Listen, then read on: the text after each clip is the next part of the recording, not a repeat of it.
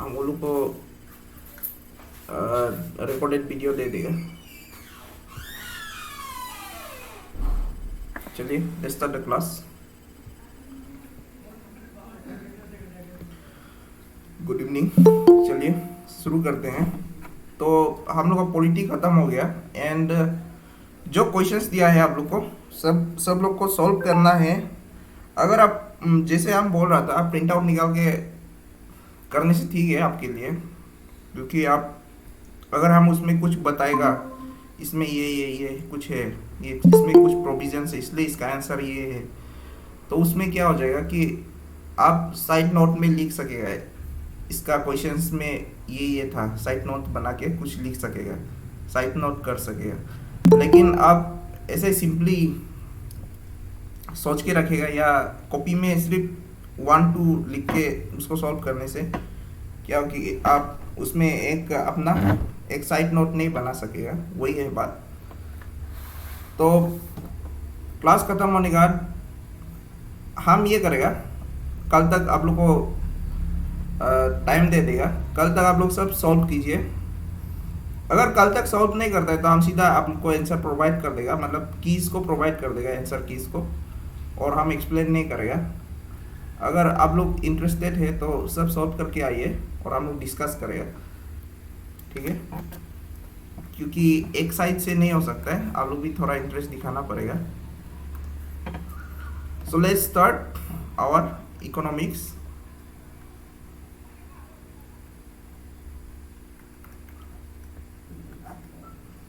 Economics देखिए, ये जो एग्जाम्स है अरुणाचल प्रदेश में स्पेशली, यहाँ से बहुत कम ही क्वेश्चंस आता है। हमको याद नहीं है कि कभी कब पूछा था इकोनॉमिक्स से, मतलब इतना इतना इसका मतलब पूछता ही नहीं इससे ज़्यादातर, और पूछ लिया भी कभी कभी तो बहुत सिंपल क्वेश्चंस पूछता है। लेकिन भी जो भी हो हम लोग जान के रहेगा, since it is the part of syllabus, सबको हम लोग जान के रहना ज़रूरी है। तो इकोनॉमिक्स क्या है? इकोनॉमिक्स भी एक सोशल साइंस है, जैसे हम लोग अदर सोशल साइंस है, जैसे पॉलिटिकल साइंस है, सोशियोलॉजी है, एंथ्रोपोलॉजी है, जो कि एक जो ह्यूमैनिटीज़ बोलता है, जिसको ह्यूमैनिटीज़ एक साइंस हो जाता है और ह्यूमैनिटीज़ हो जाते हैं। ह्यूमैनिटीज़ मतलब जो ह्यूमन से रिलेटेड है, दैट इज़ ह्यूमैनिटीज़। और इकोनॉमिक्स भी ह्यूमैनिटीज़ का अंदर आ जाता है, सोशल साइंस का अंदर आ जाता है। तो इकोनॉमिक्स में क्या होता है कि जो पैसा का रिलेटेड या उसका ऑक्यूपेशन या उसका काम, ये सब क्या कैसा रिलेटेड होता है, as in the monetary value भी बोल सकते हैं आप, और रिलेटेड टू मॉनिटरी, जैसे जो भी हो, काम का बदली आपको अनाज दे दिया, that is also part of an economic transaction. तो जो भी उसका दायरे में आ जाएगा, it is considered as economics. तो we can say that economics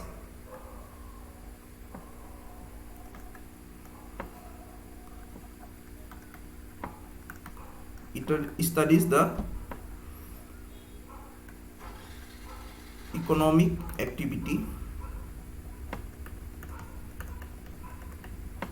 activities of mankind। और इकोनॉमिक एक्टिविटीज क्या होगा?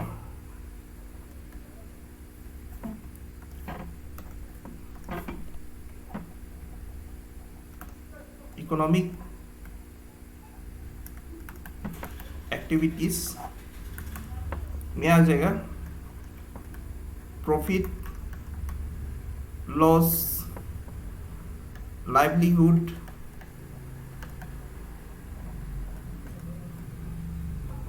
Occupation, wage, employment and so and so forth. तो जितना भी ये सब से रिलेटेड है, जो भी एक इकोनॉमिक एक्टिविटी से रिलेटेड है, that is considered as economics. और इकोनॉमिक्स का दो भाग हो जाता है, one is micro and another one is macro economics, macro and micro. तो जो माइक्रो है, द वर्ड इटसेल्फ आप लोग समझ गया होगा, माइक्रो मतलब बहुत माइन्यूट, बहुत छोटा। तो माइक्रो इकोनॉमिक्स में जो इकोनॉमी का जो इंडिविजुअल यूनिट्स है उसका बारे में हम लोग स्टडी करते हैं, individual units. So we can say that study of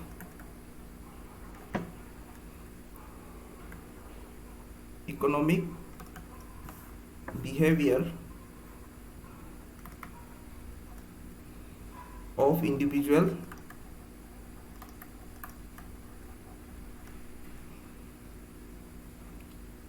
like consumer and producer,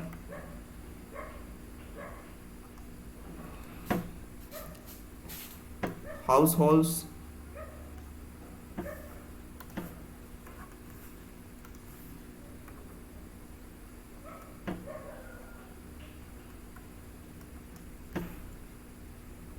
and firms,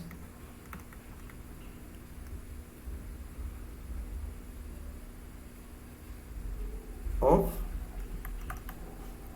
individual economic variables।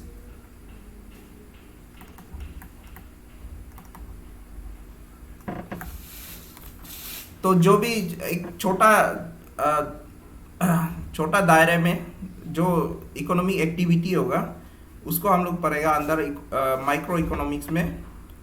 और जो मैक्रो इकोनॉमिक्स होगा वो एक मैक्रो इकोनॉमिक्स जो एक कंट्री का लेवल में पड़ेगा। जैसे कि एक फर्म जो एक कंट्री का लेवल में, पूरा फर्म जो वो कंट्री का इकोनॉमी में कैसे इफेक्ट कर रहा है, जो जीडीपी है, जीएनपी है, उसमें कैसे इफेक्ट कर रहा है एक पूरा फर्म, या तो एक लेबर क्लास अभी एक कंट्री का इकोनॉमी में कैसे कंट्रीब्यूट कर रहा है। तो वो अगर हम लोग एक कंट्री लेवल में देखेगा तो उसके लिए मैक्रो इकोनॉमिक्स यूज़ करेगा। जब माइक्रो का बात करेगा तो जैसे कि हम लोग इसमें स्टडी कर सकता है, जैसे कि एक एग्रीकल्चर और फर्म का बीच में क्या हो रहा है। अभी एक एग्रीकल्चर का मतलब जितना प्रोड्यूस हो रहा है फर्म से उसका कितना प्रोड्यूस फिर से उसको बना के एक प्रोडक्ट बना रहे हैं। तो इसको हम लोग एक माइक्रो इकोनॉमिक्स में देख सकते हैं। बट उसको अगर हम लोग एज ए होल कंट्री का लेवल में देखेगा तो जीडीपी और जो भी जैसे कि जीएनपी ये सब में जब यूज़ करके देखेगा then it will be considered as micro economics और macro economics. I am sorry, it will be considered जब कंट्री लेवल में देखेगा that will be considered as macro economics.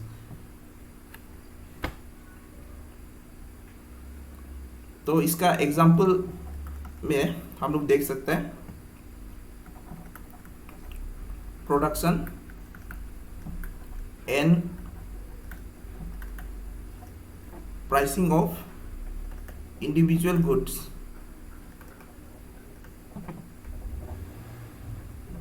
And services. क्योंकि सिर्फ गुड्स से हम लोग का इकोनॉमिक एक्टिविटी नहीं होता है, एक सर्विस से भी इकोनॉमिक एक्टिविटी हम लोग का होता है। जैसे कि अभी हम पढ़ा रहे हैं, पढ़ाने में हम आपको कुछ सामान नहीं दे रहे हैं, हम अपना सर्विस दे रहे हैं और आप हमको फीस दे रहे हैं। तो एक सर्विस भी एक इकोनॉमिक एक्टिविटी है जहाँ से कुछ लेन देन होता है सर्विस से भी। इसका बारे में भी हम लोग बाद में पढ़ेगा, primary activity, secondary and tertiary. तो ये services are the tertiary activity.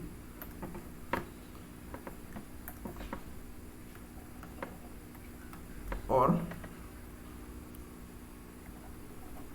Output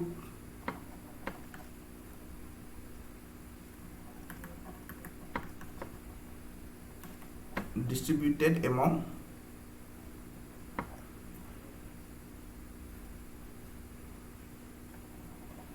who contribute to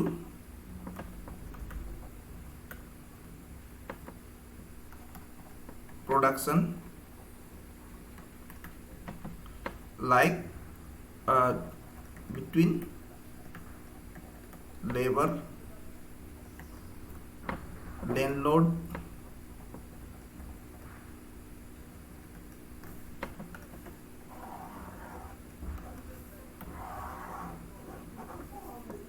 suppliers,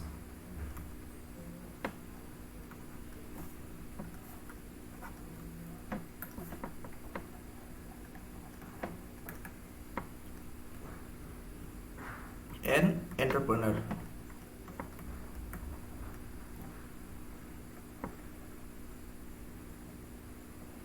तो ये लाइन में देखिए, यहाँ पे हम लोग क्या देख रहे हैं, जो इकोनॉमी एक्टिविटी है जो एक सीमित जगह पे है, जैसे कि एक एंटरप्रेन्योर से रिलेटेड होगा, लेबरर भी, लैंडलॉर्ड एंड सप्लायर, जो इकोनॉमिक एक्टिविटी होगा, तो वो लोग का जो इकोनॉमिक एक्टिविटी है that will B studied under the microeconomics.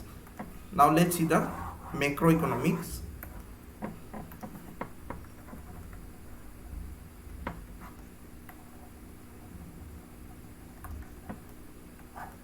Macro में होगा एक नेशनल लेवल में,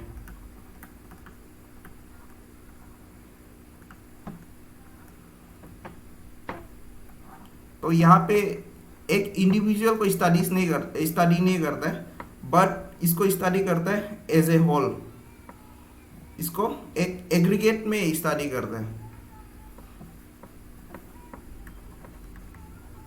study of a national economy as a whole.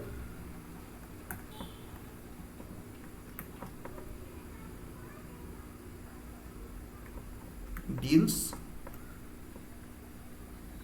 not with individual quantities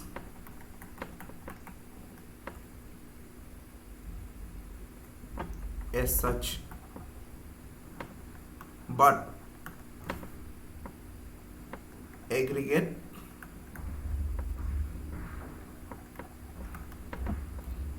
of those quantities.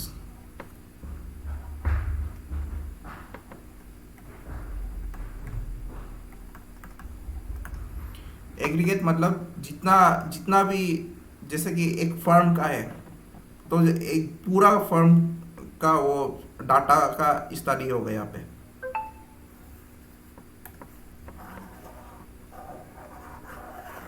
या एग्रीकल्चर है तो पूरा एग्रीकल्चर एक कंट्री का यहाँ पे स्टडी किया जाएगा. तो example,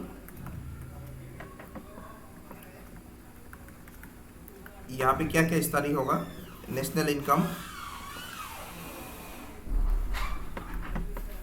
unemployment,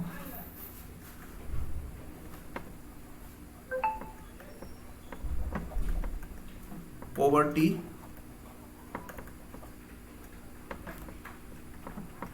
balance of payment. Balance of payment क्या है, जो जब हम लोग एक्सपोर्ट एंड इंपोर्ट करता है, जब एक्सपोर्ट एंड इंपोर्ट करता है तो एक्सपोर्ट एंड इंपोर्ट में क्या है, अगर हम लोग ज़्यादा एक्सपोर्ट कर रहा है और कम इंपोर्ट कर रहा है तो वो क्या होगा, नेगेटिव में जाएगा आपका बैलेंस ऑफ पेमेंट. अगर ज़्यादा एक्सपोर्ट कर रहा है तो आपका पॉजिटिव में जाएगा, ज़्यादा इंपोर्ट कर रहा है तो आपका निगेटिव में जाएगा. That is balance of payment, मतलब एक बैलेंस रहना है. ज़्यादा आप इंपोर्ट कर रहा है तो आपका बैलेंस ऑफ पेमेंट नेगेटिव में जाएगा, ज़्यादा एक्सपोर्ट कर रहा है तो आपका बैलेंस ऑफ पेमेंट पॉजिटिव में जाएगा. तो डेवलप कंट्री लोग का बैलेंस ऑफ पेमेंट जो एक कंट्री को डेवलप होने के लिए पॉजिटिव में रहना जरूरी है। तो ये same cheese balance of payment है यहाँ पे। तो अगर आप पॉलिटी में जाने से, अगर आप इंटरनेशनल रिलेशन में जाने से, ये क्या हो जाता है, बैलेंस ऑफ पावर बोल के कंसेप्ट है। बैलेंस ऑफ पावर में क्या है, जो आपका नेबरिंग कंट्री है, नेबरिंग कंट्री, उससे आपका पावर जो ज़्यादा होना है, मतलब पावर इन टर्म्स ऑफ जो भी हो सकता है, but mostly in the military terms. Military terms में ज़्यादातर बैलेंस ऑफ पावर को यूज़ करता है। जब एक नेबरिंग कंट्री से आपका ज़्यादा पावर हो, तो हम लोग बोल सकता है बैलेंस ऑफ पावर में हम लोग पाकिस्तान से ज़्यादा है, बांग्लादेश से ज़्यादा है, चाइना से थोड़ा कम है। तो that is balance of power, वो एक इंटरनेशनल रिलेशन का पार्ट है। ये बैलेंस ऑफ पेमेंट उसका जैसे ही है, आप इसको ऐसे समझ सकते हैं। एंड इन्फ्लेशन, इन्फ्लेशन मतलब जो महंगाई अभी जो पूरा दुनिया में महंगाई चल रहा है, पाकिस्तान का तो बहुत हालत ख़राब है, IMF से धार मांग रहे हैं वो लोग। तो ये जो महंगाई है, इसका जो इकोनॉमिक टर्म है द इन्फ्लेशन, इसको भी बाद में पढ़ेगा हम लोग अच्छे से। ये हो गया आपका सब्जेक्ट का हिसाब से इकोनॉमिक्स को भाग कर दिया, ठीक है। लेकिन अभी let's see now the system, economic system जो कंट्री में प्रिवेल करता है वो क्या क्या है। इकोनॉमिक सिस्टम या टाइप ऑफ इकोनॉमिक सिस्टम,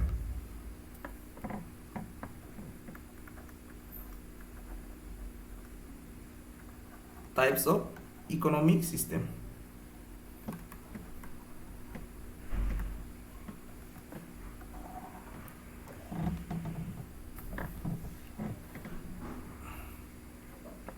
तो ये सिस्टम जो क्या है, जो भी एक कंट्री में एक सिस्टम रहता है इकोनॉमी को चलाने के लिए। जैसे कि कैपिटलिज्म में सब कुछ खुला रहता है, सोशलिज्म में सब कुछ गवर्नमेंट का हाथ में होता है, मिक्स इकोनॉमी में दोनों रहता है। तो ये एक सिस्टम बना के रखता है एक स्टेट, एक कंट्री अपना इकोनॉमी को चलाने के लिए, वही है the economic system.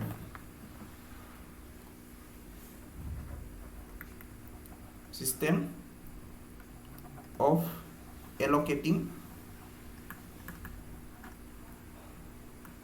resources and exchange of good and service, goods and services by a nation or group of nation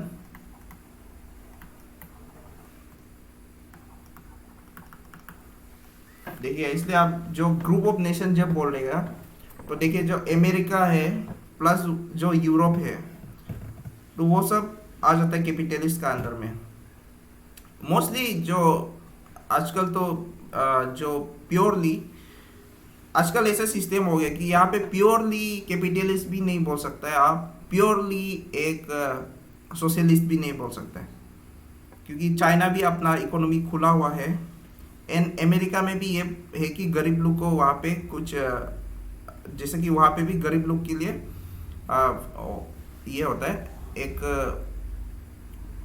अगर आप बहुत गरीब है, आपका पेमेंट नहीं होने से उसको ये करता है गवर्नमेंट, थोड़ा कुछ देता है आपको, कुछ पैसा देता है, रहने के लिए जगह देता है।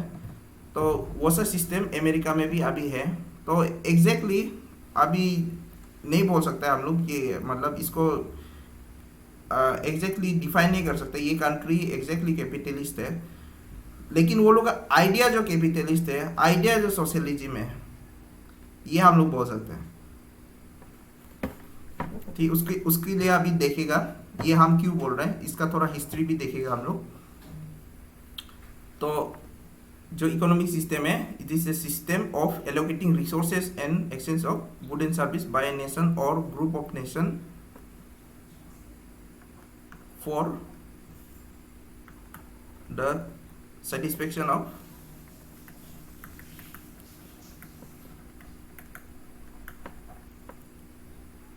human needs and wants.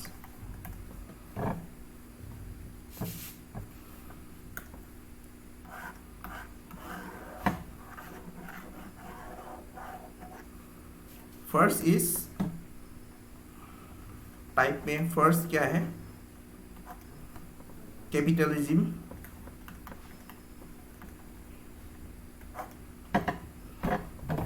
Capitalism क्या है? कैपिटलिज्म में एक लेजिस्फेयर है। लेजिस्फेयर आप लोग सुना भी होगा। लेजिस्फेयर मतलब no interference of the government. यहाँ पे सब कुछ खुला हुआ है। यहाँ पे मार्केट जो कैसे चलता है, जस्ट डिमांड एंड सप्लाई में चलते हैं। जितना डिमांड होगा उतना सप्लाई मार्केट करेगा, और वही में क्या होगा कि जितना फर्म्स लोग आ सकते हैं आएगा, कंपटीशन होगा, और वहाँ से जो प्राइस है, प्राइस ऐसे ही डिटरमाइन होगा, वो कंपटीशन का हिसाब से ही डिटरमाइन होगा। दैट इज द कैपिटलिज्म, जहाँ पे कुछ गवर्नमेंट इंटरवेंशन नहीं होगा। यहाँ पे trade, industry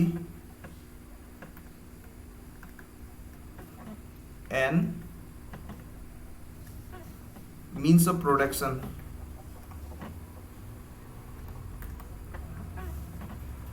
are completely private owned.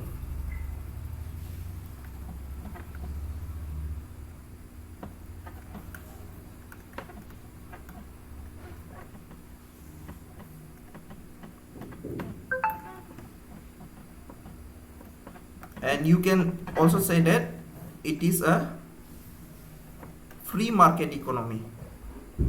Free market, कोई भी प्लेयर्स आ सकता है, कोई भी प्लेयर्स जा सकता है मार्केट में।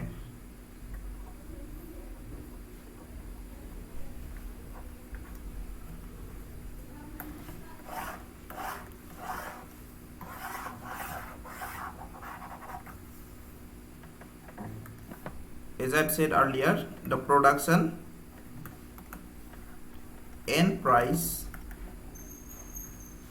मतलब जो डिमांड एंड सप्लाई है, डिमांड एंड सप्लाई, जितना डिमांड होगा उतना सप्लाई होगा। It is determined by market forces.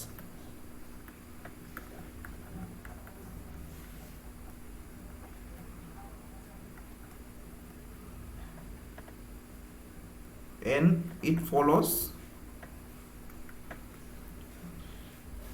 ये टर्म सुना होगा आप लोग, लेजिस्फेयर फिलोसफी। लेजिस्फेयर क्या है? There will be no intervention और इंटरफेरेंस ऑफ द गवर्नमेंट।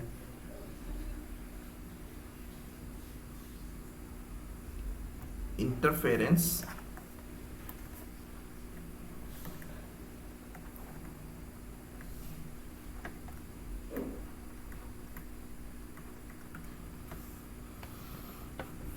तो इसका एग्जाम्पल है country like US, UK and most of the NATO countries,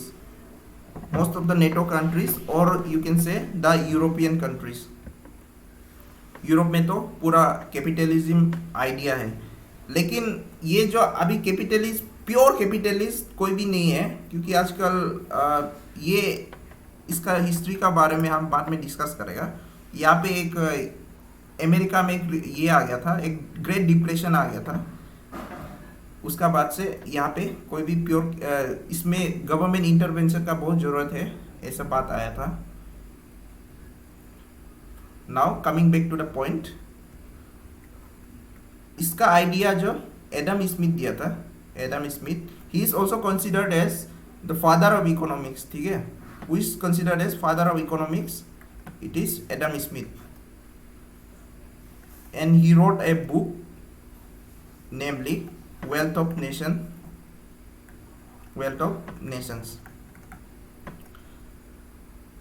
इसका बुक का नाम है. He is also considered as the father of economics.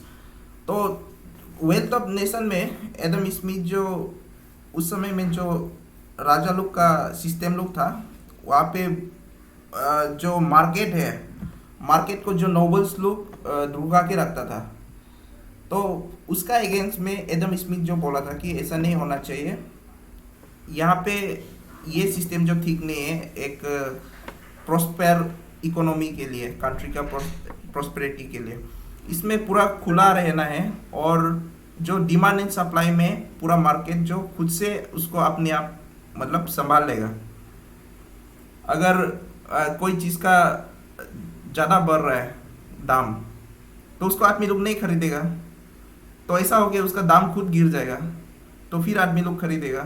तो ऐसे स्टेबिलिटी क्या हो जाता है, इकोनॉमिक स्टेबिलिटी जो खुद से आ जाता है, इसमें कुछ इंटरवेंशन का जरूरत ही नहीं है. तो ये आइडिया था एडम स्मिथ का.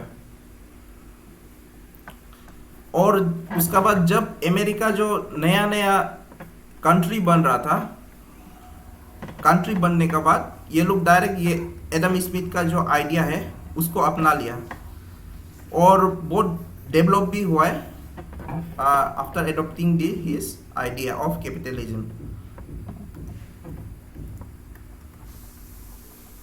इसका फीचर्स को देख लीजिए. Features of capitalism.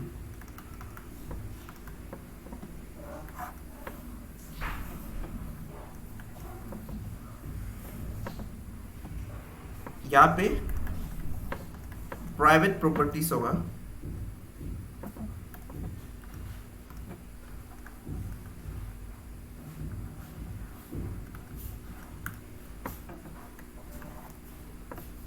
Large scale production,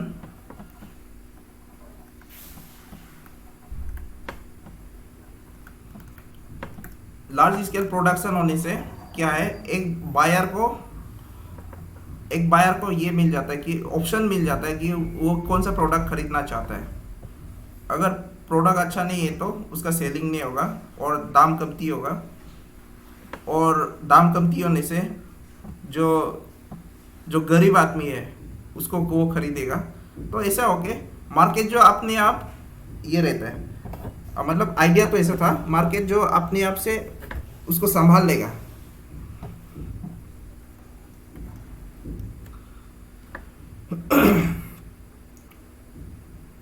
और मेन मोटिव क्या होता है, main motive is profit institution, means it is a institution for making profit.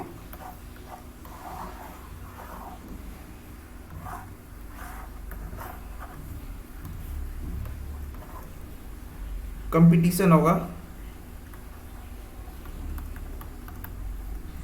among the supplier producer, यहाँ पे कंपटीशन होगा. एंड ये जो इकोनॉमी जो चलेगा इन प्राइस मैकेनिज्म.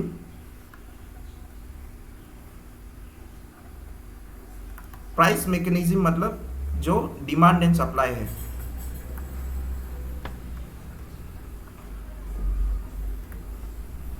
जितना जैसा डिमांड होगा उसका वैसा सप्लाई होगा. Price is determined bye demand and supply. एक चीज खराबी है यहाँ पे, वेज आर बार्गेन्ड.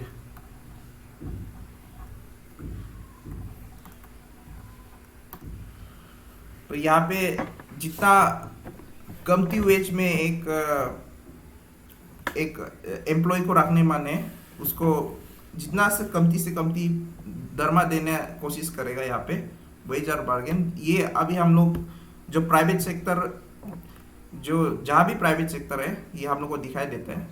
लाइक आप कोई भी प्राइवेट सेक्टर एक कार का शोरूम में आप काम कीजिए, आपका दरमा बहुत कम होता है, जबकि आप एक चपरासी एक गवर्नमेंट नौकरी में करने से उसका डबल आपको पे करता है।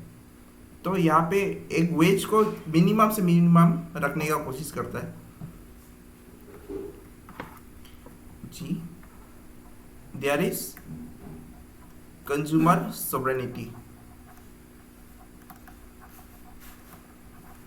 सोवरेनिटी का मतलब क्या बोला था, that it is the sovereignty is the final authority, means you can say it is the king or maybe king, और जो भी है किंग जैसा कोई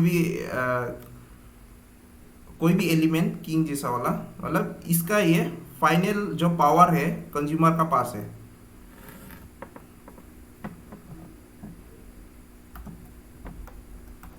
डीमेरिट, फाइनल पावर, और यू कैन से अल्टीमेट पावर कंज्यूमर का पास है। कंज्यूमर डिसाइड करेगा, जो मार्केट वैसे ही चलेगा।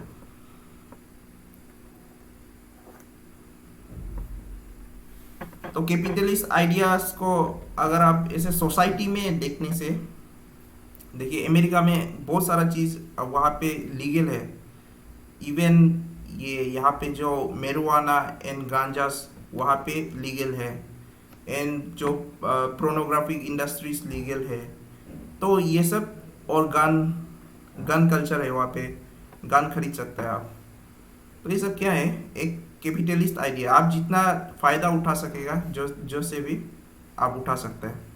और कैपिटलिस्ट बोलने से एक चीज़ ये भी अच्छा है कि वहाँ पे जो सोच है it's more free in compare to other parts. ये सब एक फिलोसॉफिकल बात हो जाता है। Now let's see the demerits. It leads to monopoly,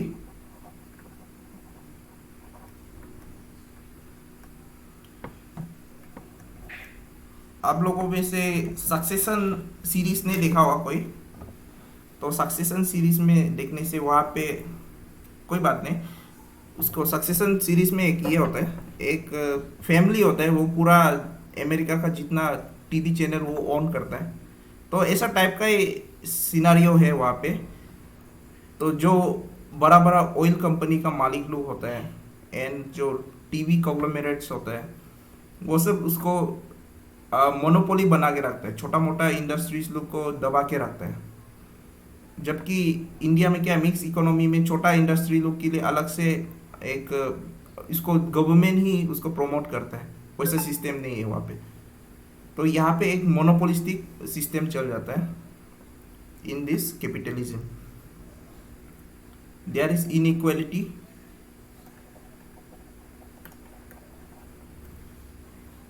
of income and wealth. किसी के पास बहुत पैसा है और कोई बहुत गरीब है।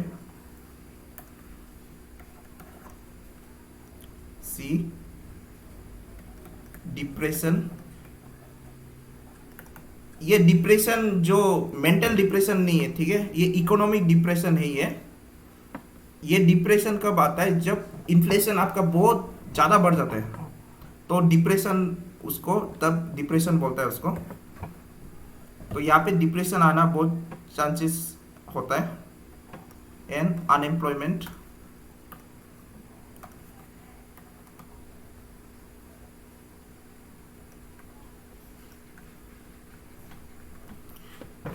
डिप्रेशन एंड अनएम्प्लॉयमेंट आने मतलब यहाँ पे इतना ये लोग का यहाँ पे कितना इसका रिस्क क्यों ज़्यादा बढ़ जाता है बोलने से, जो भी इकोनॉमिक एक्टिविटी है वो पूरा एक सिर्फ प्राइवेट सेक्टर में रह जाता है। तो अगर प्राइवेट सेक्टर में क्या है, जितना आप खरीदेगा उतना आपका पास उसका जॉब्स उतना ज़्यादा निकलेगा, जॉब्स जितना ज़्यादा निकलेगा उतना आदमी लोग खरीदेगा। तो ये एक साइकिल रहता है। तब जब किसी कारण अगर आदमी लोग के पास पैसा कम हो गया, पैसा कम हो जाने से क्या होता है, पैसा कम हो जाने का से कम खरीदता है, कम खरीदने से कंपनी लोग का पास पैसा नहीं रहता है, पैसा नहीं रहने से वो लोग आदमी लोग को भी कम जॉब देता है। तो ये साइकिल जो चलते रहता है, एंड विदाउट गवर्नमेंट इंटरवेंशन इसमें अनएम्प्लॉयमेंट और डिप्रेशन आने का ज़्यादा चांसेस रहते हैं। And non utilization of resources, non utilization of resources, जो बिकेगा मतलब जो डिमांड में रहेगा उसका ही सप्लाई रहेगा। तो जो रिसोर्सेस है, जैसे कि अलग रिसोर्सेस जो कि डिमांड में नहीं है, तो उसको उसका बारे में ज़्यादा नहीं सोचता है। जैसे कि अभी ह्यूजली डिमांड क्या है, एनिमल, जैसे कि नेचुरल चीज़ लोग को ज़्यादा से ज़्यादा एक्सप्लॉइट करना, ये एक मतलब ये एक फ़ायदेमंद चीज़ हो जाता है। तो इसमें क्या है कि जो नेचुरल जैसे कि क्लाइमेट चेंज, ये लोग में इतना ध्यान नहीं देगा। तो अमेरिका सबसे लीडिंग पोल्यूटर है। तो these are the demerits. Now let's see the socialism.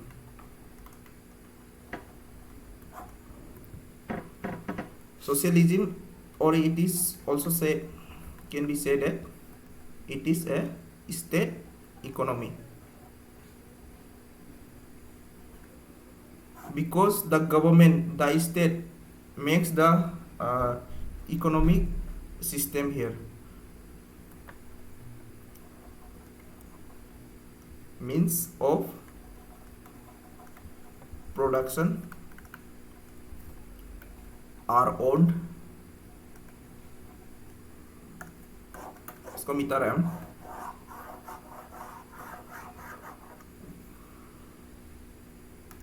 owned and regulated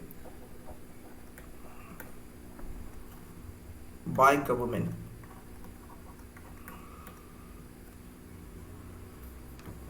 and price and production are determined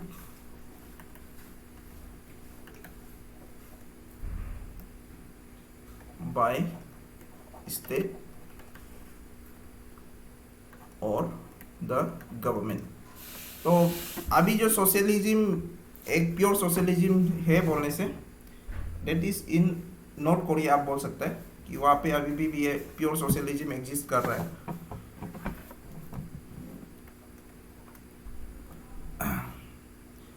here it is guaranteed, it guarantees public welfare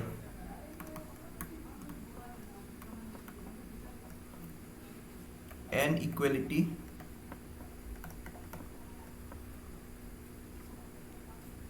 among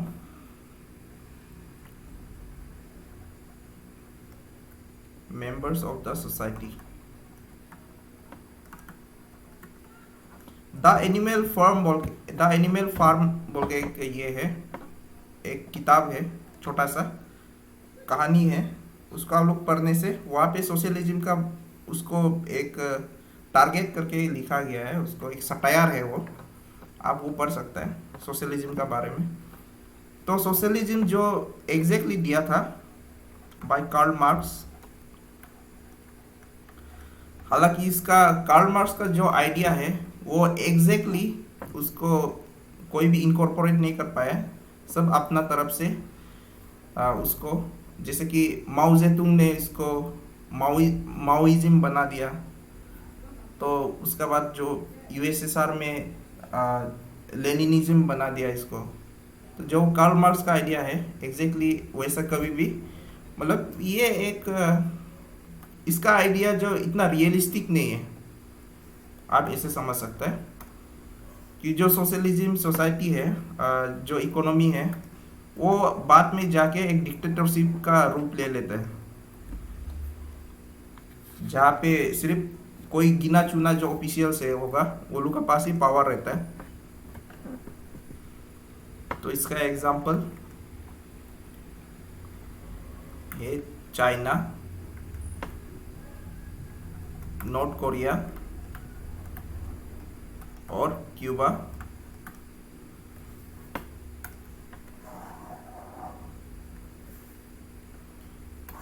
Let's see the features.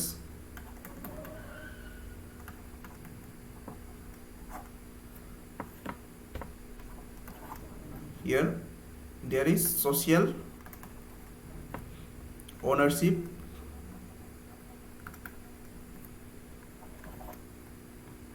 and social welfare,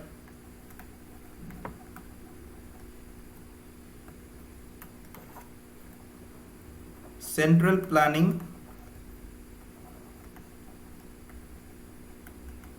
जो हम लोग का जो पहले का planning commission था before NITI Aayog, तो वो बेस था ये सोशलिज्म का आइडिया से, क्योंकि वो जो फाइव ईयर प्लान जो लाया था वो यूएसएसआर का मॉडल था। वो सेंट्रल प्लानिंग था उसका जो मॉडल था, क्योंकि जो सेंटर से जो दिल्ली से उसको मतलब जैसे प्लान करता था एंड उसको पूरा इंडिया उसको पूरा कंट्री में उसका लागू करता था। बट नीति आयोग क्या है, ये एक टॉप डाउन मॉडल है, मतलब ऊपर से आएगा फिर नीचे से उसका रिपोर्ट जाएगा, नीचे से रिपोर्ट जाके ऊपर में जाके उसका वो बनता है, प्लानिंग बनता है। तो नीति आयोग इट इज ये जो सेंट्रल जो प्लानिंग कमीशन था ये सेंट्रल प्लानिंग था। अभी का जो नीति आयोग है it is top down model. तो देयर इज सेंट्रल प्लानिंग,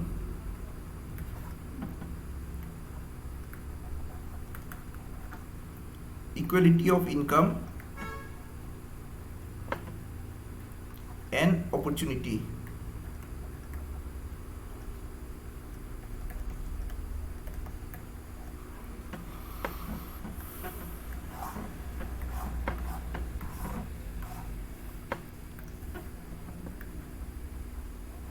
यहाँ पे मेरिट्स, इसको मेरिट्स ही ले सकता है आप, क्योंकि ये सब एक अच्छा ही चीज़ है। Except this, there is absence of monopoly,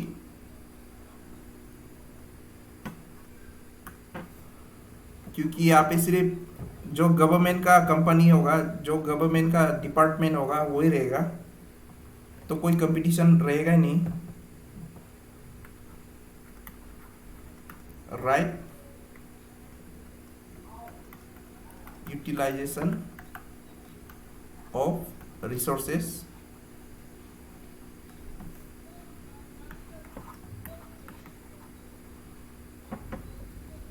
absence of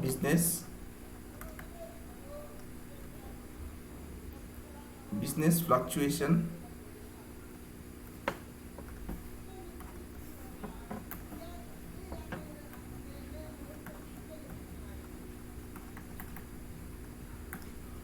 तो अभी आप देखता होगा जो कैपिटलिस्ट कंट्री होता है वहाँ पे ये सट्टा बाजार होता है, वहाँ पे जो बोली लगता है ये सेंसेक्स ये सब में। तो अगर गवर्नमेंट वहाँ पे कुछ भी अपना पॉलिसी लाता है regarding this companies and all, तो वहाँ पे वो सट्टा बाजार में सेंसेक्स ये सब में उसका दाम गिरता है, बढ़ता है। जैसे गवर्नमेंट फेवरेबल है तो उठ जाएगा, गवर्नमेंट फेवरेबल नहीं होता है तो अपना पैसा निकाल लेता है अपने लोग मार्केट से, शेयर मार्केट से। तो ये फ्लक्चुएशन रहता है in the capitalist set of economy. और यहाँ पे तो ऐसा कुछ सिस्टम होता ही नहीं।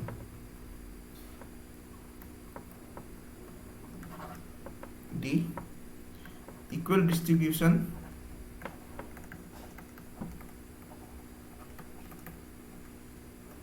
of resources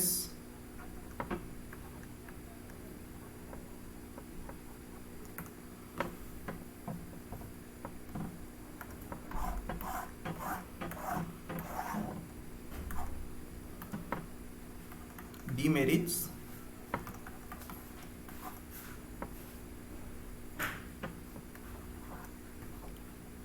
loss of consumer sovereignty.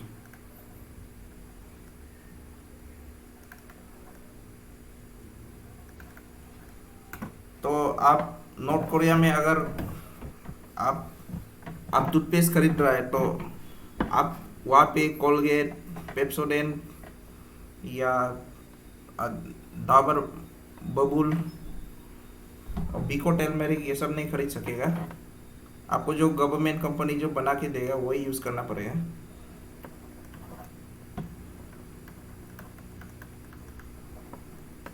Fix occupation,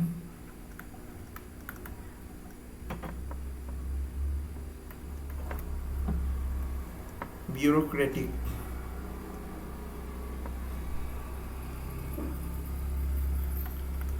bureaucratic मतलब जो वहाँ का ऑफिशियल्स है, ऑफिशियल्स लोग का ज़्यादा रूल रहता है वहाँ पे। It was socialist, now let's see the mixed economy.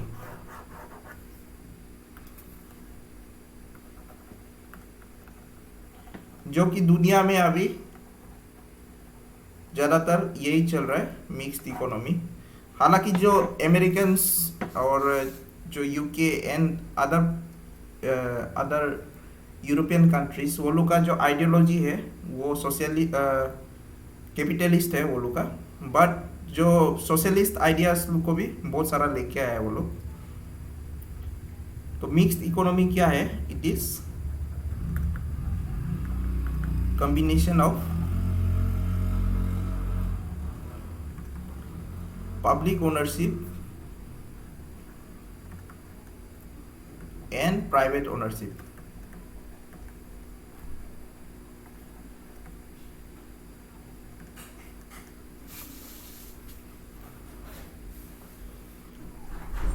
Private ownership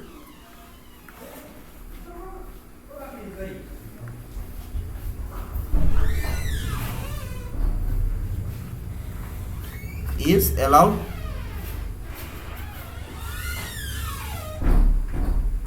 with government interference.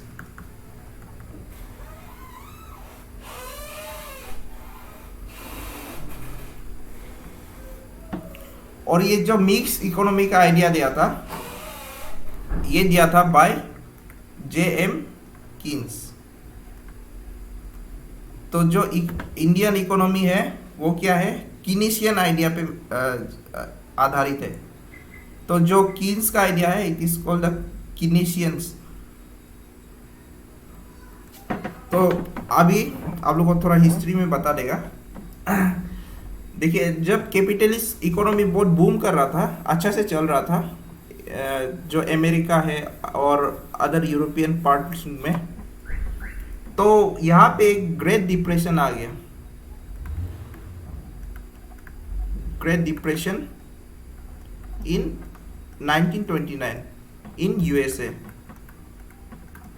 और ये ग्रेट डिप्रेशन में बहुत सारा लोग का नौकरी चला गया, बहुत सारा बिजनेसमैन बैंकक्रप्ट हो गया।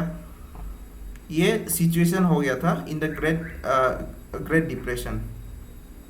तो उसका बाद में ये जो जेम कीन्स है, ये बोला है कि जो यहाँ पे एक गवर्नमेंट का इंटरवेंशन बहुत ज़रूरी है जब ये सब मतलब जब एक डिप्रेशन आता है।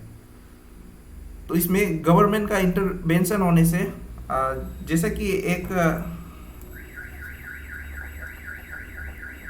चलिए एक एग्जांपल ले लेगा। इंडस्ट्री है, यहाँ पे कंज्यूमर है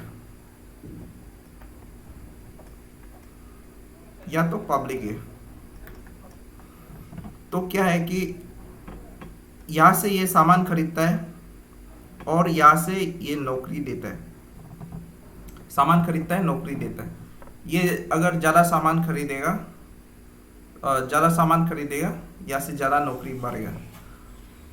ज़्यादा नौकरी बढ़ेगा, ज़्यादा सामान खरीदेगा। अगर ये सिस्टम जो कुछ कारण से अगर फेल हो जाता है, जहाँ पे यहाँ पे आदमी लोग के पास पैसा नहीं रह जाता है खर्चा करने के लिए, तो क्या होगा, इंडस्ट्री भी अपना आदमी लोग को निकालने शुरू कर देगा, काम करने वाला, और ये और बढ़ते जाएगा, तो और पैसा कम होगा ये लोग के पास, और ये साइकिल को और बद से बदतर कर देता है ये। तो अभी अगर गवर्नमेंट इंटरवेंशन करके अगर यहाँ पे कुछ अगर यहाँ पे अगर पब्लिक के पास पैसा नहीं है और इन्फ्लेशन हो रहा है, तो पब्लिक लोग को कुछ राहत दे सकता है गवर्नमेंट थोड़ा, जैसे कि चावल वाल फ्री दे देगा, लाइक इन कोविड सिचुएशन जैसा हुआ था। तो क्या है, इसमें पूरा एक इकोनॉमिक सिस्टम को कोलैप्स होने से बचा लेता है ये, या तो कुछ पैसा दे देगा। तो ये साइकिल ऐसा का वैसे रहता है, इस मतलब डायरेक्ट इकोनॉमिक कोलैप्स नहीं होता है। तो कीन का ये आइडिया था कि यहाँ पे गवर्नमेंट का इंटरवेंशन बहुत ज़रूरी है, गवर्नमेंट का इंटरवेंशन ज़रूरत है। और ये चीज़ को बाद में अमेरिकन और जो यूरोपियन कंट्रीज है, अप टू 50s मतलब 1950 तक जितना अमेरिकन प्लस जो यूरो अमेरिकन्स, उसको सब इसको इनकॉर्पोरेट कर दिया। उसका बाद वो लोग जो यहाँ पे बेसिक गुड बोलता है, जिसको basic good and services like health care हो गया, एजुकेशन, सोशल सिक्योरिटी, ये सब ये लोग देने लग गया टू द पब्लिक, ताकि एक ग्रेट डिप्रेशन फिर से ना हो जाओ।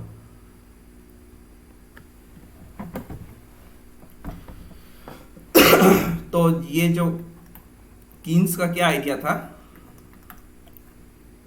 यहाँ पे एक स्ट्रॉन्ग गवर्नमेंट इंटरवेंशन होना है,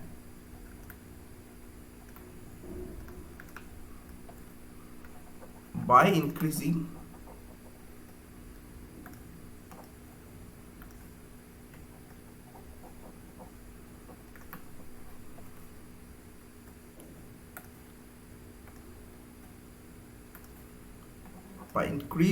in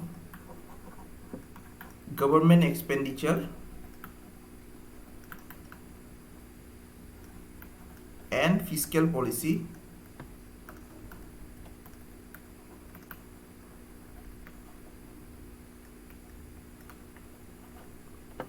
जो फिस्कल पॉलिसी है ये गवर्नमेंट बनाता है, और जो मॉनिटरी पॉलिसी है ये जो बैंक्स जो हम लोग का आरबीआई है वो बनाएगा। और वहाँ से हम लोग ये इन्फ्लेशन को, या तो इन्फ्लेशन ज़्यादा होने का डिप्रेशन हो का सिचुएशन को वहाँ से कंट्रोल कर सकता है, to boost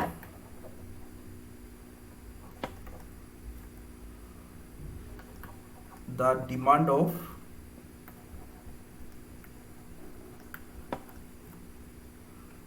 goods and services।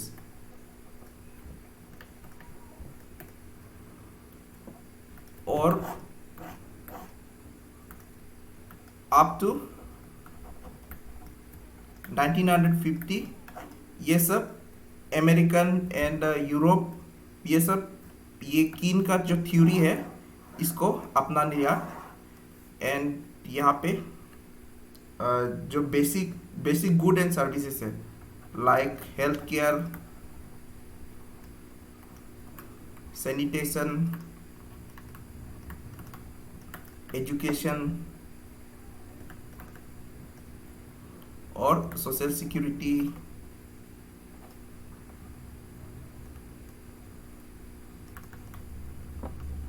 Etcetera, ये सब में ये लोग अपना जो गवर्नमेंट इंटरवेंशन है ये करना शुरू कर दिया।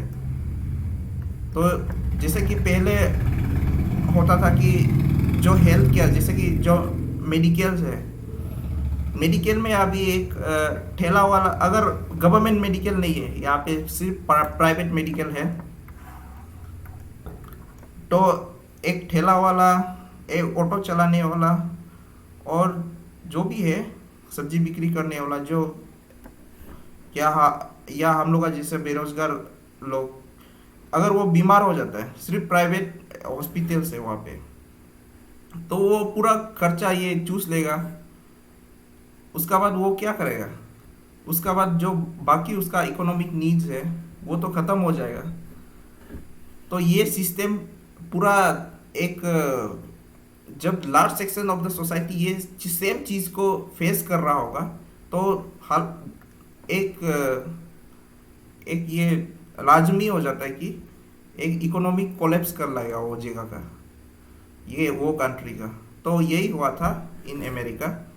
तो बाद में यहाँ पे ये सब जो बेसिक चीज़ें हैं उस पे बाद में गवर्नमेंट इंटरवेंशन करके यहाँ पे ये चीज़ लेके आया है।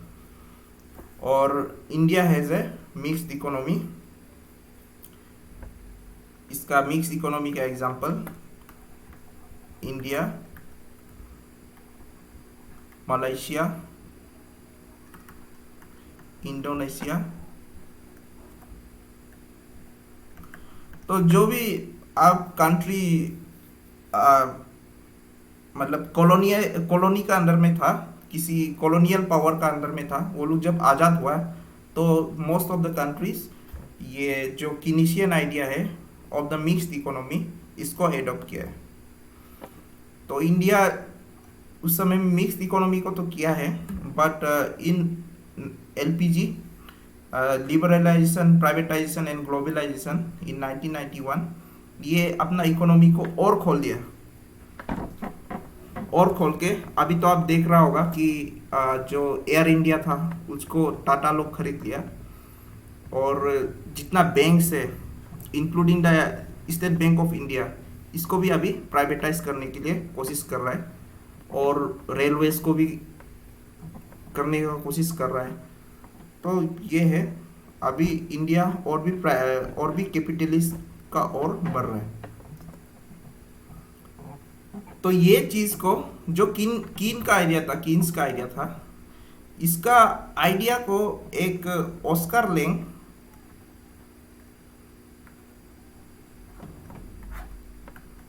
लेंग ने क्या बोला, जो कीनीशियन आइडिया है, ये कीन का आइडिया जो क्या था, कैपिटलिस्ट में लगता था। ये कैपिटलिस्ट में थोड़ा मतलब जो सोशलिस्ट लोग का जो थोड़ा आइडिया है, जैसे कि ये बेसिक हेल्थ केयर या तो बेसिक गुड्स एंड सर्विस यहाँ पे ये लोग को लेके आना है, गवर्नमेंट को सुविधा देना चाहिए। ये किन का आइडिया था इन कैपिटलिस्ट सेटअप। तो ऑस्कर लेंग ये सेम चीज़ को एक सोशलिस्ट स्टेट में अप्लाई किया। या ऑस्कर लेंग जो क्या बोला, ये जो सोशलिस्ट कंट्री है, सोशलिस्ट स्टेट है, सोशलिस्ट इकोनॉमी है, वहाँ पे कुछ कुछ जो आइडिया कैपिटलिस्ट का लेके आना है। ठीक है, he suggested that same idea और सेम थिंग टू सोशलिस्ट और स्टेट इकोनॉमी।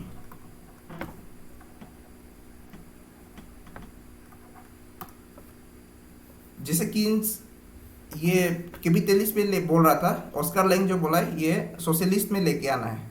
एंड यहाँ पे ये एडवाइस किया कि जो मार्केट है सोशलिज्म का, वहाँ पे कुछ कुछ प्लेयर्स मतलब उसको मार्केट को फ्री करना चाहिए, मार्केट को फ्री करना चाहिए, ताकि जो सोशलिस्ट का मार्केट है वो भी थोड़ा कम्पिटिटिव रहो और आदमी लोग को और थोड़ा चॉइसेस वो लोग को मिलो। तो ये ऑस्कर लेंग जो लेके आया था। उसका बाद जो कम्युनिस्ट चाइना है,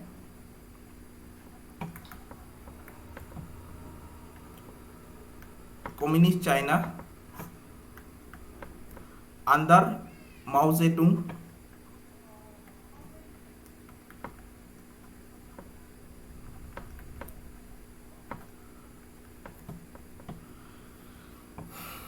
माओ जेडुंग भी एग्री किया है कि यहाँ पे एक total communist idea of economy नहीं होना चाहिए। यहाँ पे कुछ कुछ जैसे मार्केट में इसको थोड़ा खुला रखना चाहिए। ये माओ जेडुंग ओपिनियन दिया है अगेंस्ट टोटल स्टेट कंट्रोल।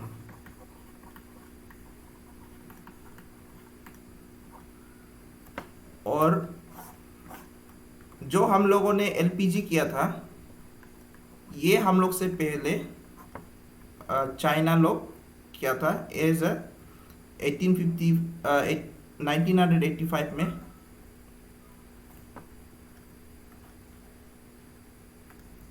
एक ओपन डोर पॉलिसी, और इट वाज द फर्स्ट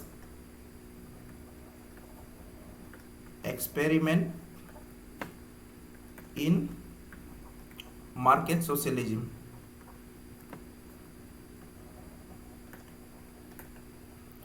तो यहाँ से एक मार्केट सोशलिज्म का ये आइडिया निकल गया कि आपका जो सेटअप है, स्टेट का सेटअप, जो गवर्नमेंटल सेटअप, वो तो सोशलिस्ट रहेगा, बट मार्केट को थोड़ा खुलेगा फॉर द अदर प्लेयर्स। तो ये था चाइना का ओपन डोर पॉलिसी। तो अभी इसलिए चाइना को आप देखता होगा, वहाँ पे सब कुछ है। वहाँ पे एक डोमिनोज भी होगा और लिवाइस भी होगा, जो भी है, नाइक, जो भी है। तो ये थ्रू ओपन डोर पॉलिसी किया है और चाइना इससे बहुत डेवलप भी हो गया। तो ये है, और साथ में इसको यूएसएसआर भी एडॉप्ट करने किया था, लेकिन it was not successful there, और वो लोग का गवर्नमेंट ही गिर गया। ये जो वो लोग जब इकोनॉमी को खोलने का कोशिश किया, तो आप फॉल ऑफ बर्लिन वॉल सुना होगा। तो बर्लिन जो जर्मनी था, ईस्ट जर्मनी और वेस्ट जर्मनी में बटा हुआ था। तो वहाँ एक वेस्ट जर्मनी में सोशलिस्ट था और ईस्ट जर्मनी में कैपिटलिस्ट था। तो वहाँ पे भी ये नहीं चला है और पूरा ये कैपिटलिस्ट फैल गया। तो इट वाज द, तो यहाँ से हम लोग को पता चल गया तीनों सेटअप का बारे में। ठीक है,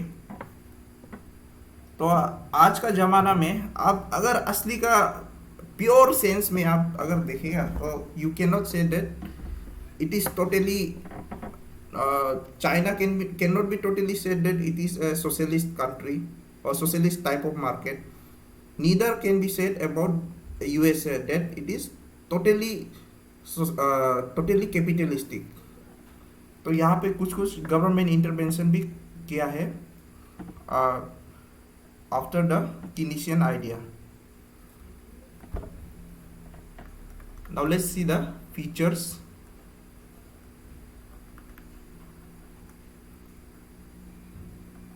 of the mixed economy.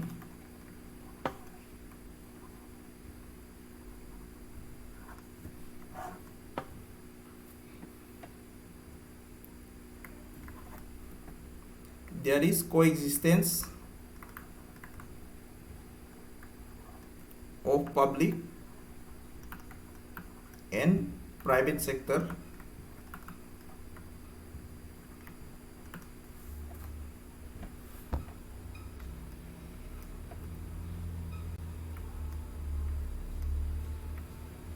Economic planning.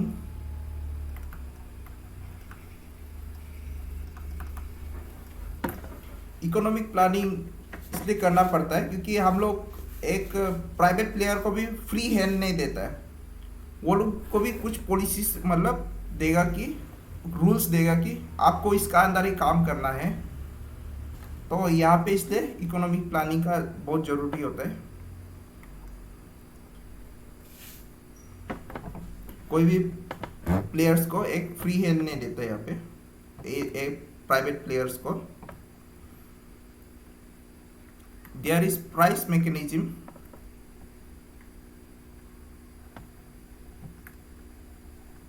Plus regulation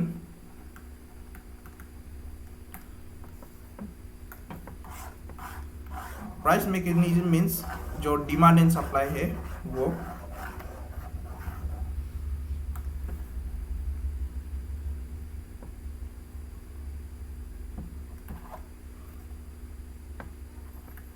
government intervention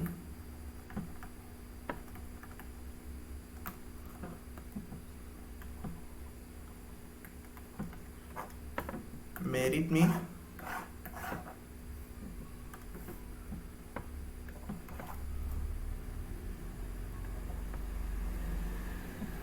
speedy economic development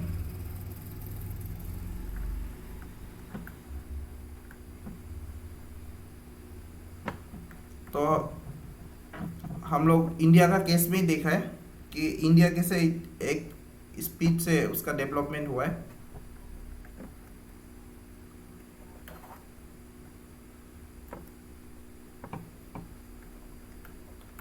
an optimum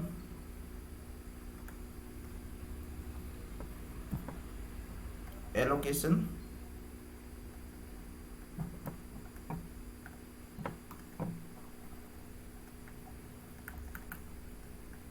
of resources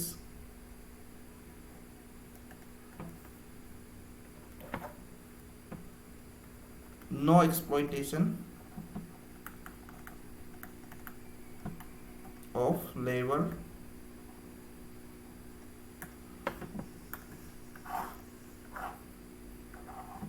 हालांकि ये अभी भी होता ही है एक्सप्लॉइटेशन ऑफ लेबर तो डिमेरिट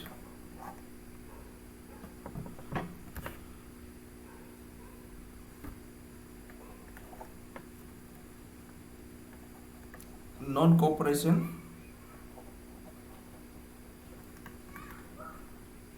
बिटवीन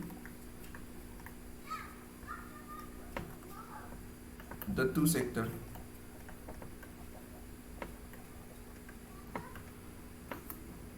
तो बहुत सारा कंपनी है। अगर कोई कंट्री में वो लोग का मतलब कोई कंट्री का जो रूल्स एंड रेगुलेशन जो प्राइवेट कंपनीज लोग के लिए देता है, एमएनसीज हो गया, जो आईटी कंपनीज हो गया, यहाँ पे आना चाहता है, लेकिन वो लोग का रूल्स एंड रेगुलेशन अगर उसका साथ में नहीं मिल रहा है कि वो लोग सोच रहे यहाँ से वो रूल्स एंड रेगुलेशन से वो लोग का बहुत नुकसान होगा, तो वो लोग नहीं आएगा वो कंट्री में अपना बिजनेस लेके। तो ये सेम चीज़ एप्पल का साथ हुआ था। तो एप्पल जब चाइना में सेटअप कर रहा था तो उससे पहले इंडिया जो उसका चॉइस था, बट यहाँ का रूल्स एंड रेगुलेशंस जो उसको इतना ठीक नहीं लग रहा था और इसलिए वो लोग चाइना में शिफ्ट किया है। बट चाइना अभी फिर से अगेंस्ट अमेरिका टाइप का वो लोग का रवैया हो रहा है, तो फिर ये धीरे धीरे अभी इंडिया में शिफ्ट हो रहा है वो लोग का। तो आप एप्पल का वो देखा होगा जो मुंबई में वो लोग का एक स्टोर खुला हुआ है, तो ये रिसेंटली हुआ है।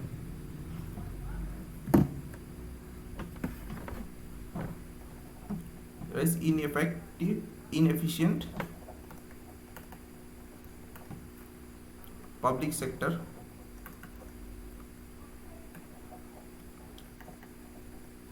like red tapeism,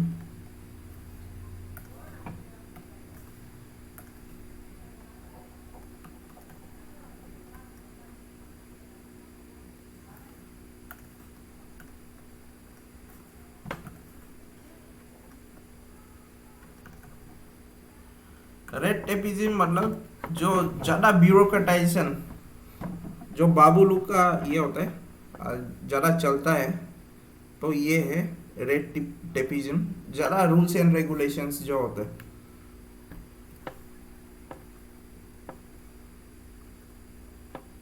corruption, favouritism, etc. It endanger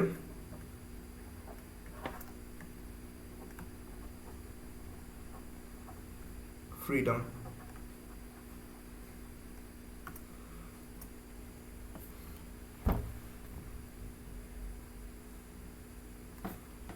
तो ये था आपका टाइप्स ऑफ इकोनॉमी। जल्दी से देख लेते हैं अभी सेक्टर्स ऑफ इकोनॉमी। ये बहुत इजी है, ज़्यादा टाइम नहीं लगेगा, 5 मिनट, ज़्यादा से ज़्यादा 5 मिनट में हम लोग देख लेगा इसको।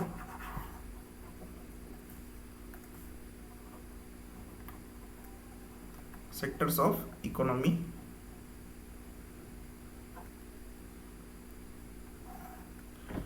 सेक्टर्स ऑफ इकोनॉमी वही है जो primary sector, secondary sector and tertiary sector.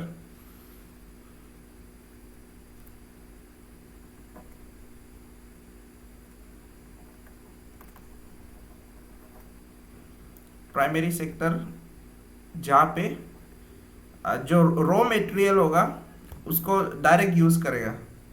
Like अगर आप जो खेती करता है, खेती को डायरेक्ट आप कंज्यूमर का साथ पहुंचा देगा। आप जो भी खेती करता है, चावल का खेती करता है तो चावल आप बिक्री करेगा, that is primary sector. Makes direct use of natural resources. Example agriculture, mining, fishing, etc। हमको अभी याद आ रहा है which one is considered as primary activity. ये क्वेश्चन आया था शायद, वहां पे माइनिंग था ऑप्शन का, मतलब राइट आंसर। हमको ऐसा याद आ रहा है, थोड़ा थोड़ा कहीं देखा था जैसा लगा है। तो प्राइमरी सेक्टर में क्या आएगा, जो डायरेक्ट नेचुरल रिसोर्सेज को डायरेक्ट यूज करके जो आप जेनरेट कर रहा होगा, that will be considered as the primary sector। secondary sector, in this sector it takes output of primary sector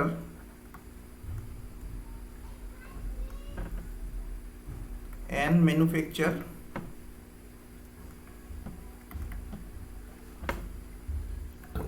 finished good।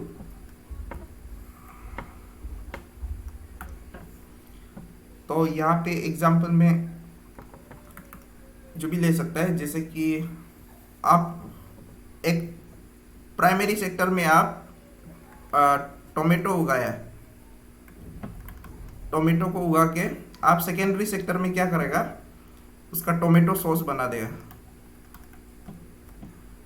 Tomato sauce. तो ये टोमेटो सॉस जो क्या हो गया आपका सेकेंडरी सेक्टर। ऐसे सेम चीज आप किसी में भी ले सकता है।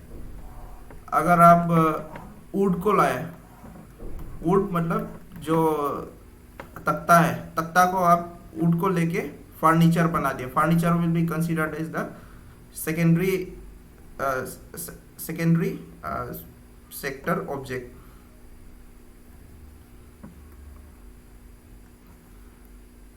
नाउ टर्शियरी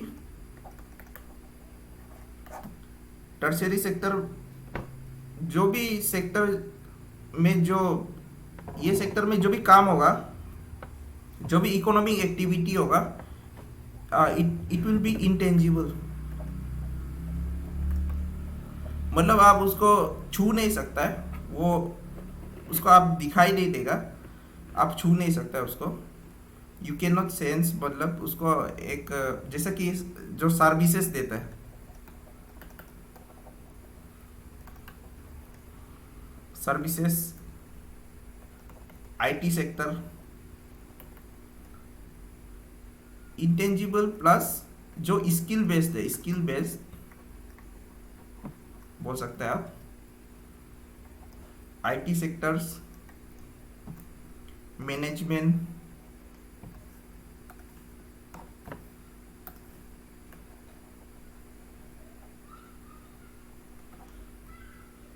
कंसल्टेंसी,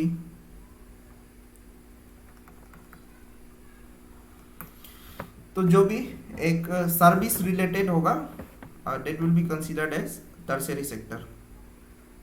तो जो जो अभी हम लोग का ऑनलाइन अमेजोन, फ्लिपकार्ट, ये सब क्या चल रहा है, इस टर्शियरी सेक्टर। वो लोग का काम क्या है, वो लोग का सामान बनाना भी नहीं है और प्रोड्यूस करना भी नहीं है, वो लोग क्या है सामान को सिर्फ पहुंचा देता है। तो वो लोग का जो एक्टिविटी है that can be said that it is a tertiary sector. तो ये तो बहुत इजी था, sectors of economy. Now let's solve some of the MCQs. चलिए कुछ एमसीक्यू सॉल्व करते हैं ताकि आपका और जो माइंड है और परिपक्व हो जाए। इंडियन इकोनॉमी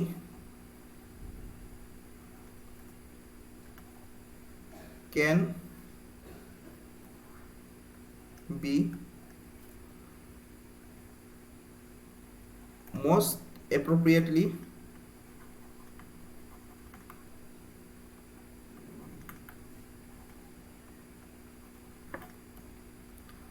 described as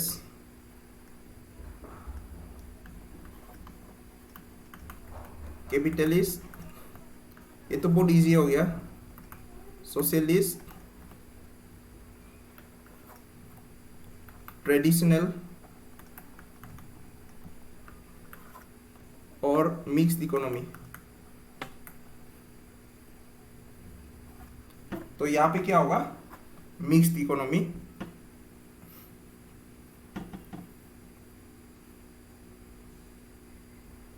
इसे थोड़ा सा टफ वाला,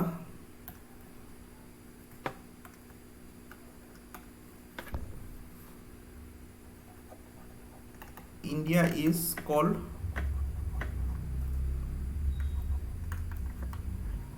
mixed economy because of the existence of a public sector, B private sector,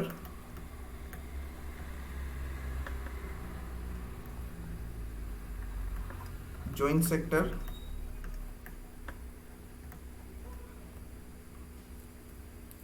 D cooperative sector. Option में A D, A B, C D, B D.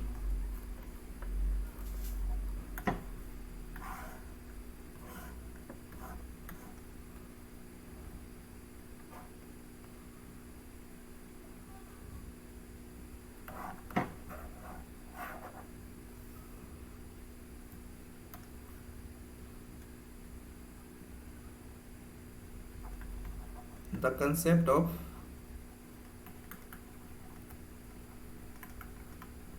mixed economy means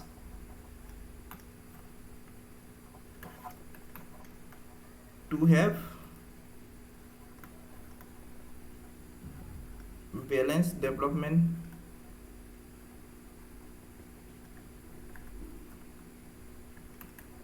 in the agriculture and industrial sector,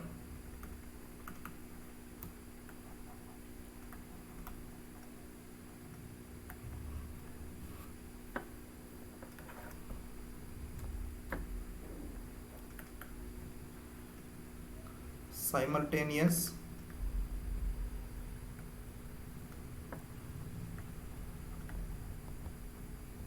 development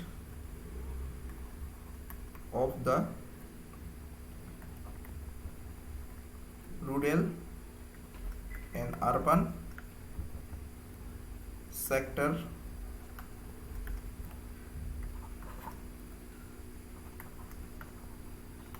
to have equal distribution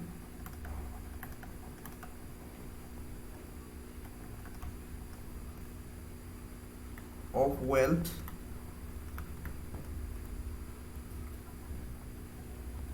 among rural and urban poor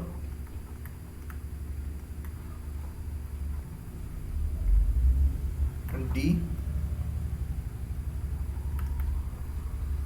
simultaneous existence, इसको मिटा रहा है हम side का,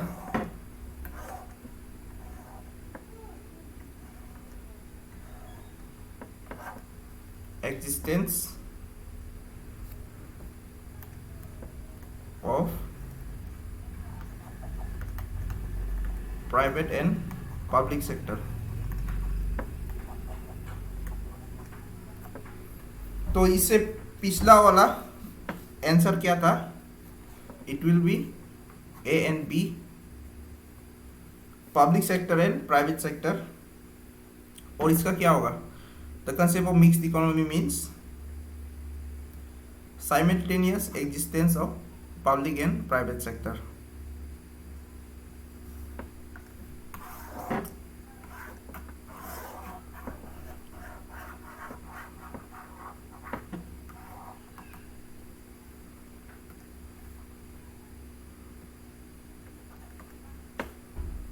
इसको देखिए, हमने बताया था close economy and open economy, ये इजी है. okay. आप में से जानता भी होगा. Is one which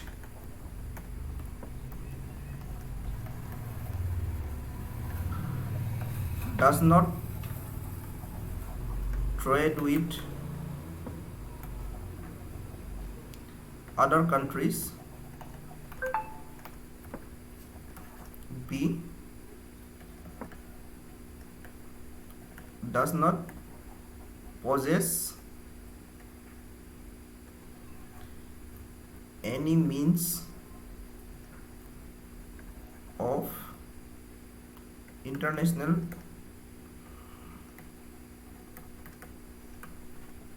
transport. C, does not have a coastal line.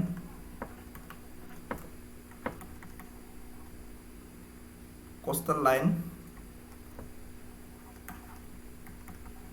is not a member of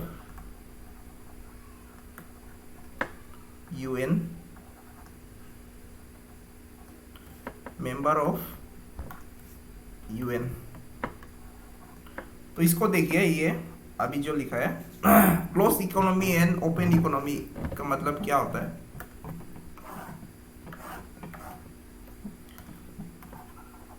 close and open economy. तो जो क्लोज इकोनॉमी होगा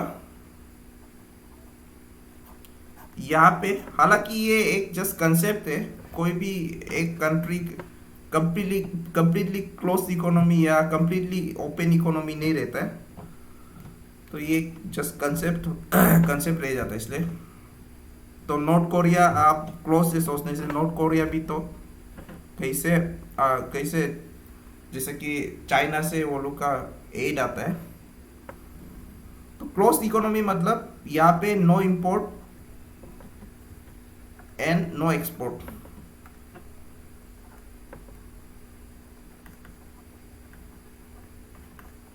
और एक्सपोर्ट,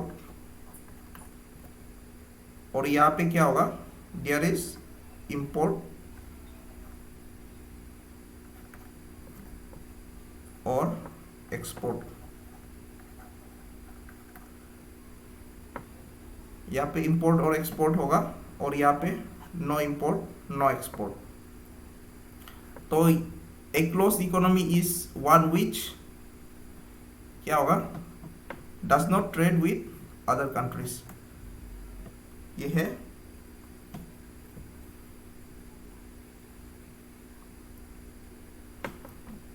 एक थोड़ा कंफ्यूज करा सकता है एक क्वेश्चन, देखिए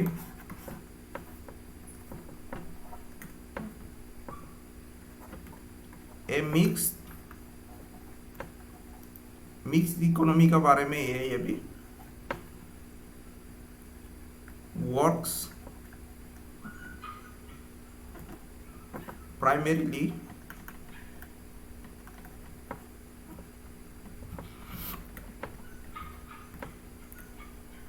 through the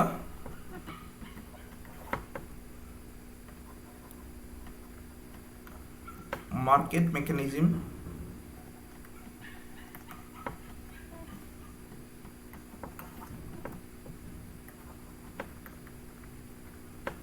central allocative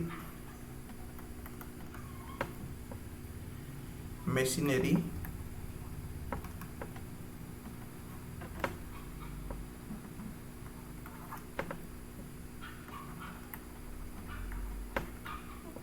market mechanism regulated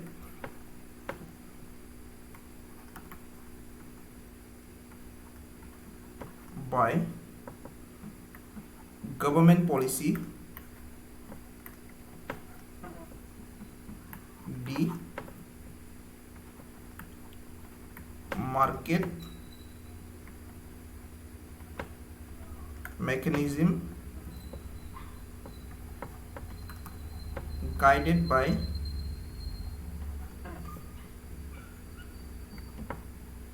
government participation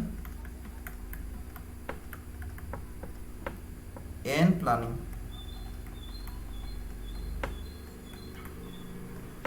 इसका आंसर देखिए, या में थोड़ा कंफ्यूज हो सकता है आप।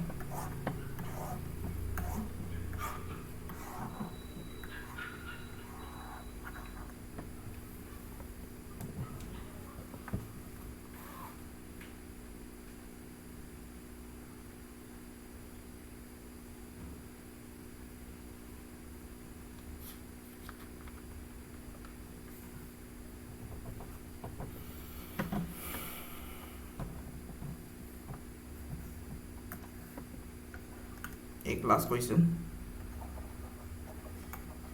Consumers sovereignty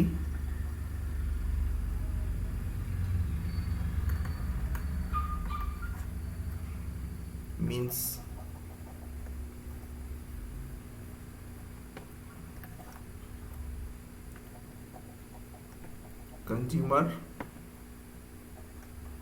consumers are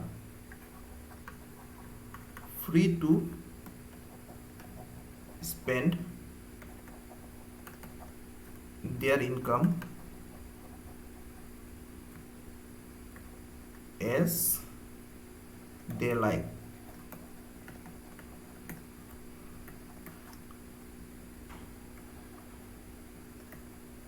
Consumers have power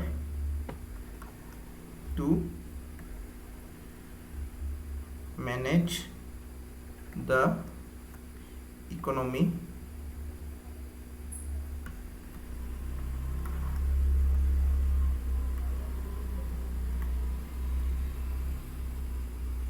consumers expenditure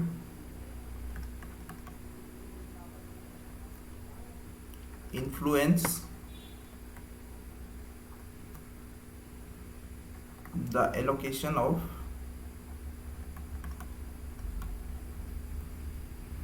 resources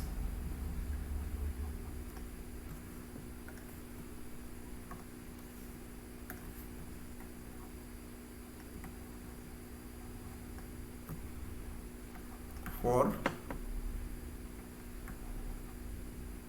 consumer goods are, यहाँ पे लिख रहा है, ठीक है, कंफ्यूज मत होइए, यहाँ पे लिख रहा है ऊपर पे,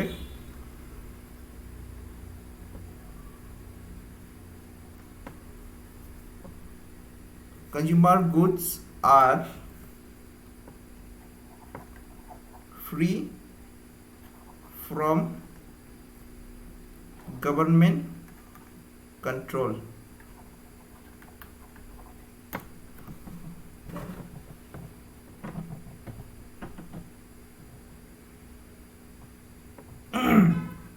सो टेल मी, ये मिक्स इकोनॉमी वर्क्स, ये वाला इसके लिए कौन कौन सा आप क्या है?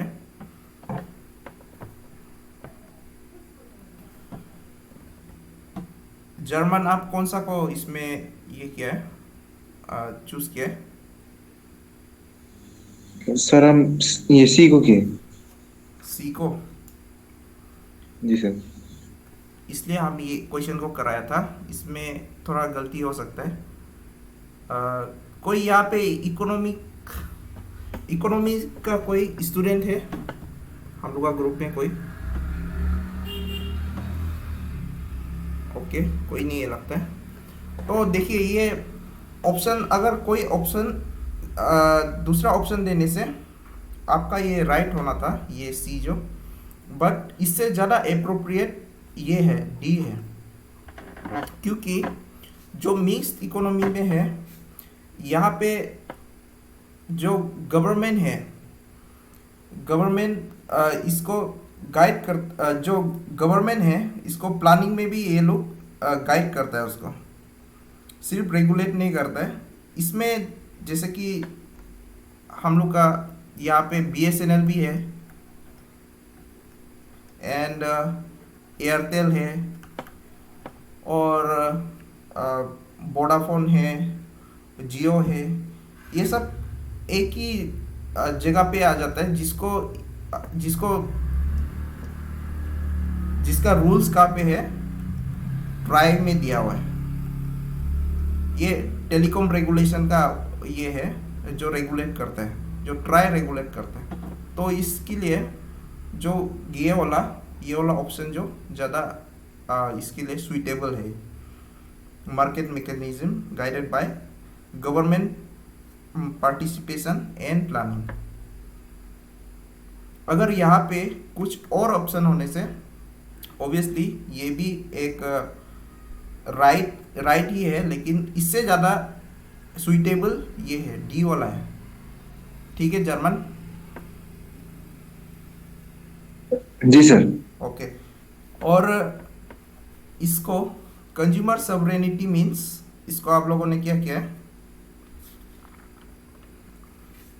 इसका बारे में हम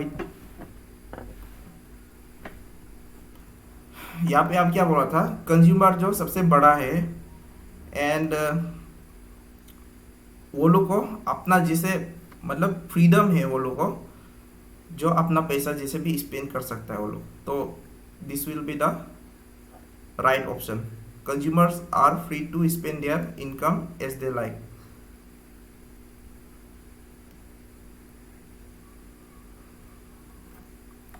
ठीक है, और रुकिए, एक दो तो और ये चैप्टर से रिलेटेड और एक दो तो लिख लीजिए, थोड़ा सा, ज़्यादा नहीं है।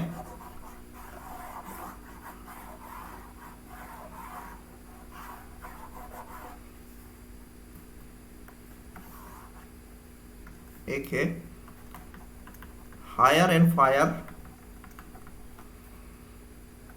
Is the policy of capitalism, socialism,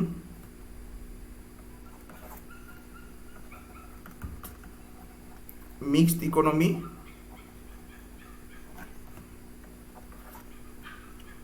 traditional economy.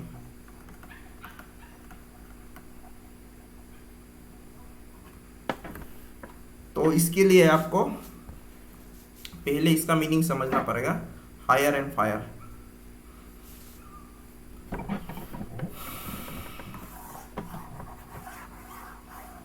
तो हायर का मतलब क्या है, जब हम लोग किसी चीज को लेके आता है, तो अभी इसको आप समझ सकते हैं, इसको लेके आता है। फायर मतलब हम लोग उसको नकारता है, नहीं चाहिए। तो ये कौन सा ये में हो सकता है, कौन सा इकोनॉमी में हो सकता है? देखिए कैपिटलिज्म। क्या बोला है? Capitalism sir. हाँ, कैपिटलिज्म में आप सोच सकते हैं ये हो रहा है, लेकिन exactly hire and fire policy जो ऐसा है, देखिए जैसे कि ये मोस्टली गवर्नमेंट रेगुलेशन से रिलेटेड है। गवर्नमेंट रेगुलेशन, तो गवर्नमेंट रेगुलेशन से हम लोग क्या करता है, किसी चीज़ को हायर करता है और किसी चीज़ को फायर करता है। Like alcohol in Indian case,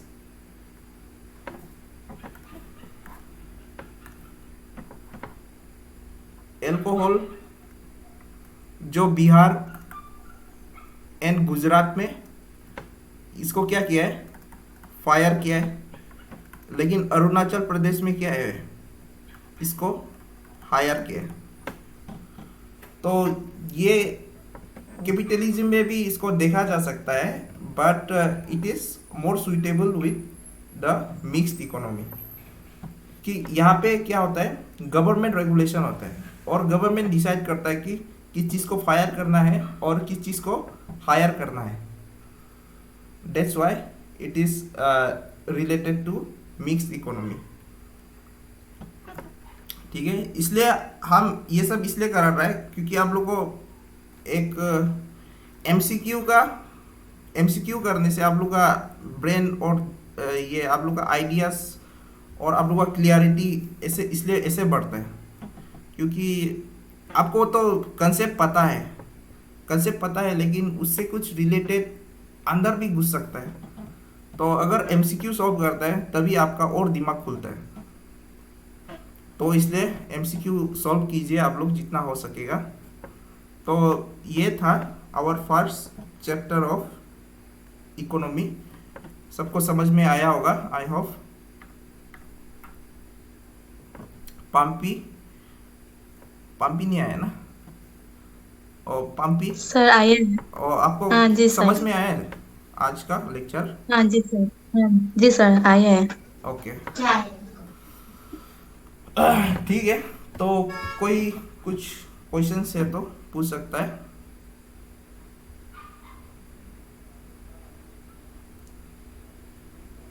if there is no, sir ये मार्क्सिज्म ये सब कुछ इकोनॉमी में आएगा क्या सर? ये किसी आइडियोलॉजी जो नहीं, ये सोशलिज्म ऐसे में? नहीं आएगा। आइडियोलॉजी उसका ये नहीं आएगा। अगर आप पॉलिटिकल साइंस ऑप्शनल में है आपका, तो मेंस में आ सकता है आपका मार्क्स से रिलेटेड क्वेश्चंस। अगर आपका political science international relation PSIR optional लेता है तो ये मेंस में आपका आ सकता है। वैसे तो एक मार्क्सिज्म बोल के एक कंसेप्ट ये कहीं पे भी नहीं है आप लोग का सिलेबस में।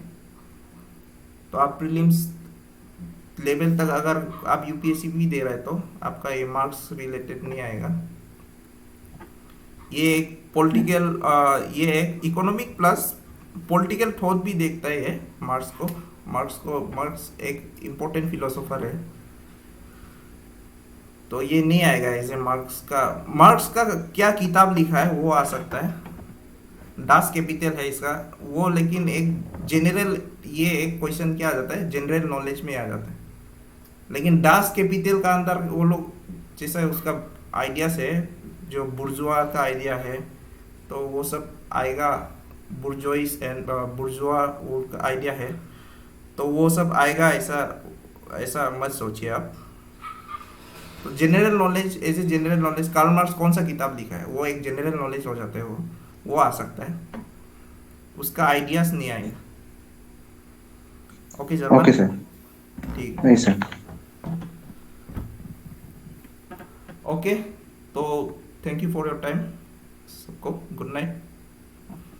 Good night sir.